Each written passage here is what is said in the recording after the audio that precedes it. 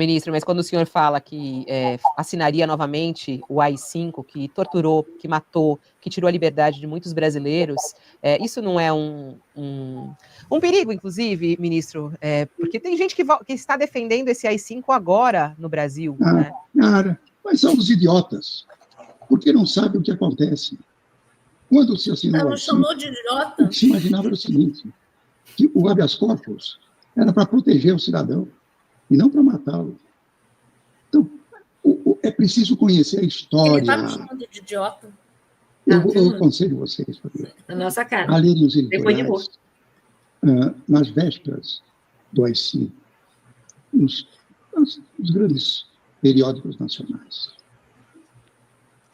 Deixa eu falar uma coisa, gente. Porque assim, se ele entende que o AI-5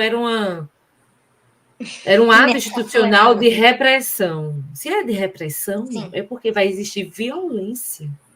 Vai existir o braço armado. O que era aquilo se não o exército tomando conta, né, do Estado, sendo o Estado? Então, como assim não ia ter violência? Não, era para o povo ficar em casa preso ou clausurado, né? Só dizendo se senhor ou não senhor, 1984 é aqui, entende? E quando o povo não fazia isso, era o quê? Torturado, morto. Não se encaixava naquela descrição que o AI-5 colocava, né? Então, como assim? Que foi só uma falta de má interpretação? Não, foi uma repressão brutal, desumana, né? Para que o exército pudesse farmar. Ou seja, o cara faz um negócio desse, ele não se arrepende, dá uma entrevista dessa, nojenta. E ainda bota a culpa no povo, viu? Entrevista cheio de rodeios ainda por cima, porque ele fala que, porque a gente não sabe o futuro, e os que defendem o AI-5 agora são os idiotas, e não sei o que lá. Mas peraí, cara, tipo assim, você falou que assinaria de novo, mas e aí? Qual que é a sua, cara, sabe? Tipo, é complicado, gente, assim, tipo, Ou seja, o cara foi completo. Não, e assim, é algo assim que é tão complexo, né? Assim, esse tipo de fala, né? Porque você vê que a jornalista lá, ela não. Ou seja, ela não tancou isso, né? Ou seja, mas assim, Zoe, esses caras que defendem absurdos, eles são... Pode reparar, eles sempre são cheios de rodeios, assim. Sempre ficam dando volta. Eles sempre ficam ali. Não, é só você pegar, por exemplo, lá no Tribunal de Nuremberg, quando os nazistas foram julgados. Você estava sempre cumprindo ordens. Cara, pelo amor de Deus, mano. É uns papos, meu Deus do céu, velho. Mas, gente, falando em ditadura, a gente teve aí um personagem muito influente na história do nosso país, que também teve um certo tipo de participação ali na ditadura, politicamente também, porque ele fez coisas em benefício à ditadura. Estamos falando desse senhor aqui. Peraí, deixa eu pegar a fotinho deles. Aqui. Olha só. Está na hora de alegria, não tão de alegria assim, tá? Porque nós vamos mostrar aqui, ó, uma outra pessoa que se encontrou com o Lula, que é esse senhor aqui. Vocês conhecem esse senhor? Vocês já viram ele assim em algum lugar? Assim, por acaso, assim? Tipo, ele não é muito conhecido, mas tá aí a fotinho dele aí, né? Assim.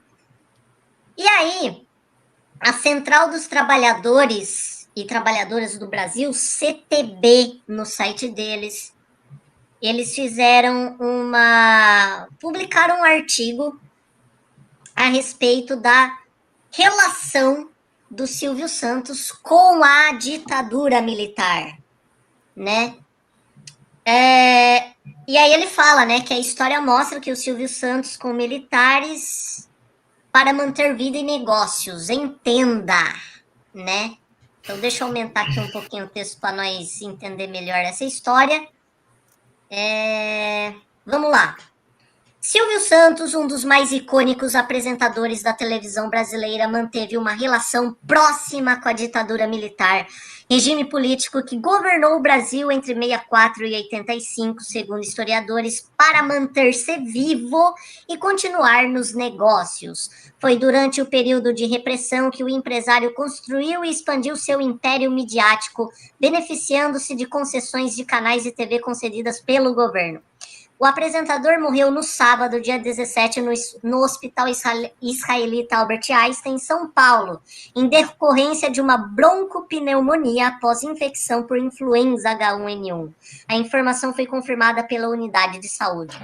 Segundo registros históricos, o SBT, emissora fundada pelo empresário, nasceu em 81, fruto da relação entre Silvio Santos e seu antigo colega da escola de paraquedistas Délio Jardim de Matos, então ministro da Aeronáutica do governo militar de João Figueiredo.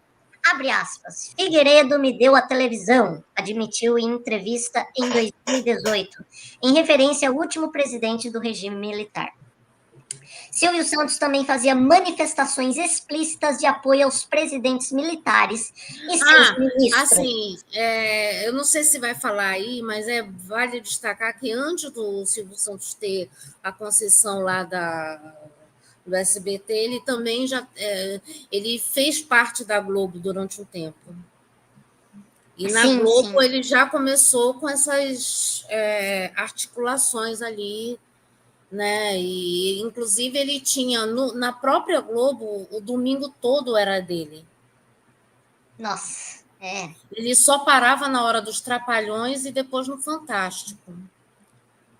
Era isso. No SBT criou o programa Semana do Presidente. Aí, ó, custeado pelo governo e transmitido por mais de 20 anos, que mostrava os eventos aos quais os presidentes compareciam nos dias precedentes. No regime militar, o programa foi usado como mais um recurso para estimular o ufanismo e aumentar a popularidade do governo. Abre aspas, eu sou o concessionário, um office boy de luxo do governo. Faço aqui o que posso para ajudar o país e respeito o presidente, qualquer que seja o regime. Olha só, gente. Disse o apresentador em 88 para o jornal Folha de São Paulo. É aquela coisa, né? O que cabe em mim e está me fazendo bem. O povo, foda-se o povo.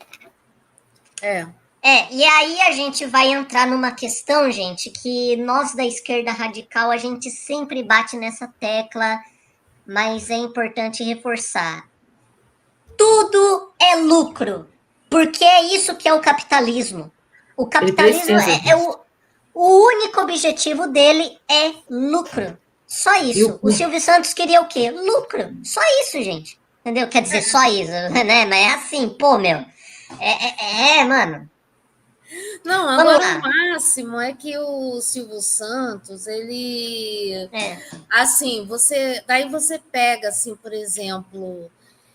em 88 já, inclusive é o ano da Constituição, né? Ou seja, o ano que, enfim,